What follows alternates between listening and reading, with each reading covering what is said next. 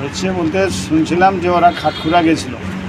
খাটখুড়া কী কারণে গেছে সেটা জানি না, তো ওরা দুই বন্ধু গেছে, একই পাড়ায় দুজনের বাড়ি। ওখানে যেটা বললো আর কি পুলিশ বা অন্য কারো মুখ থেকে যেটা শোনা আমার, যে ওদেরকে মারধর করেছে চোর সন্দেহে। কিন্তু এমনভাবে মারধরটা করেছে, চোরই যদিও করে থাকে আমরা জানি না, সেটা তো প্রশাসন সেই তার তদন্ত করে তার করতো, বিচার করতো। কিন্তু যেভাবে মেরেছে এটা খুবই অন্যায়, মানে পুরো শরীরে বা হাড়গোড় পুরো ভেঙে দিচ্ছে।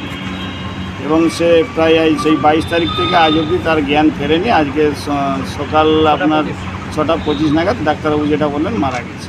আচ্ছা, কোথায় ভর্তি ছিল ছেলেটা? ঝাড়গ্রাম হসপিটালে।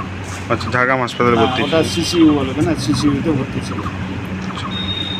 এখন আপনারা কি দাবি করছেন প্রশাসনের কাছে? আমরা দাবি করছি এর সঠিক তদন্ত করে যাতে দোষীরা তার শাস্তি পায়, এটাই আমরা চাইছি। আচ্ছা, কি নাম আপনার? আমার নাম গণেশ দত্ত।